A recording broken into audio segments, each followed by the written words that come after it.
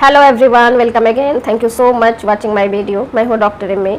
आज इस वीडियो के माध्यम से हम सब जानने वाले हैं कि प्रेगनेंसी के दौरान जो उजला उजला डिस्चार्ज होता है, यानी कि उजला पानी की तरह जो डिस्चार्ज होता है, क्या वो सच में प्रेगनेंसी के दौरान ये डिस्चार्ज नॉर्मल है या फिर एबनॉर्मल है। जनरली हम लोग सब जानते हैं कि प्रेगनेंसी के दौरान हमारा योनि मार्ग थोड़ा भींगा भींगा रहता है, ये आम बात है। लेकिन आज हम इस वीडियो में जानने वाले हैं कि प्रेगनेंसी के दौरान जो योनि मार्ग से स्राव होता है या नॉर्मल है या फिर एबनॉर्मल है। वैसे प्रेगनेंसी के दौरान योनि मार्ग थोड़ा गीला यानी कि भींगा भींगा रहता है, क्योंकि सेक्रेशन थोड़ा इस टाइम पे बढ़ जाता है। इसका कारण है हमारे हार्मोन में बदलाव आना, हमारे योनि मार्ग की तरफ ब्लड फ्लो का बढ़ जाना, इसलिए योनि मार्ग से सेक्रेशन आना शुरू हो जाता है। इसका मतलब है कि योनि मार्ग से सेक्रेशन होना नॉर्मल है, लेकिन इसके साथ योनि मार्ग में खुजली होना, बदबू या फिर जलन होना, ये एक इन्फेक्शन का कारण हो सकता है। ये इन्फेक्शन का एक लक्षण है और इस बात का आप ज़रूर ध्यान रखें कि इस समय पर आपका डिस्चार्ज कैसा आ रहा है। जब आपके योनि मार्ग से डिस्चार्ज उजला दही के जैसा आता है, यानी कि कट लाइक डिस्चार्ज आता है, तो ये फंगल इन्फेक्शन होता है। प्रेगनेंसी में ये बड़ा ही कॉमन इन्फेक्शन है। जैसे ही ऐसा इन्फेक्शन आपको लगे तो आपको अपने डॉक्टर से ज़रूर मिलना चाहिए। ये इन्फेक्शन के साथ बदबू आए, जब ये डिस्चार्ज के साथ आपको बदबू आए तो ये बैक्टीरियल इन्फेक्शन हो सकता है, और जब ये इस टाइप का इन्फेक्शन होता है तो समय से पहले डिलीवरी होने की चांसेस बढ़ जाती है।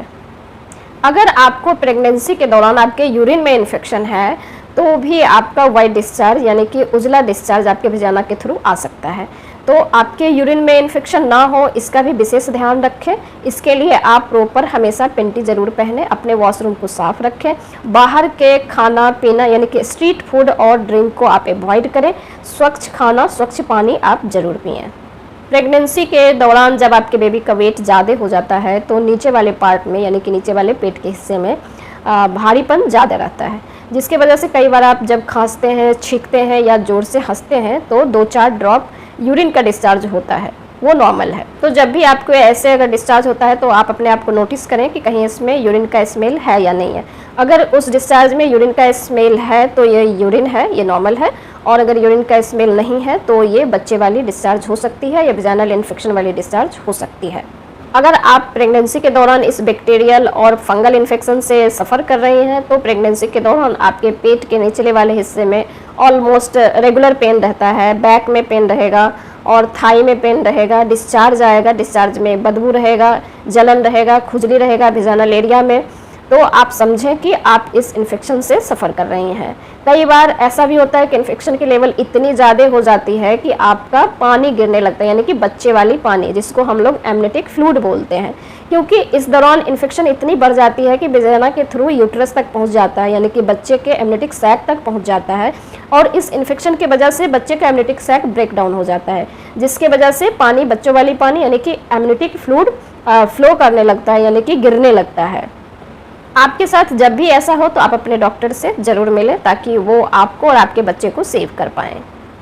और अगर ये एमनेटिक सैक दूसरे तिमाही में ब्रेकडाउन होने लगता है तो बच्चे को समय से पहले डिलीवरी होने की संभावना होती है। बच्चे को बचाना इस समय थोड़ा मुश्किल हो जाता है, लेकिन अगर ये तीसरे तिमाही में अगर ब्रेकडाउन होता है एमनेटिक सैक तो बच्चे को बचाना थोड़ा सा ट्रीटमेंट का सहारा लेके थोड़ा सा आसान हो जाता है, क्योंकि इस समय पे 24 घंटे के लिए आपके डॉक्टर कुछ ट्रीटमेंट करेंगे, फिर बच्चे की डिलीवरी कराएंगे। हो सकता है मे बी बच्चे को एनआईसी में रखना पड़े या फिर ना भी रखना पड़े, ये डिपेंड करता है सिचुएशन पे। तो इस समय पे जब भी ऐसे डिस्चार्ज हो, बहुत टेप वाटर के जैसे डिस्चार्ज हो या उसमें यूरिन का डिस्चार्ज में यूरिन का स्मेल ना रहे, तो आप अपने डॉक्टर के पास तुरंत पहुँचे, जिससे आपके डॉक्टर आपको और आपके बेबी को सेव कर पाएंगे।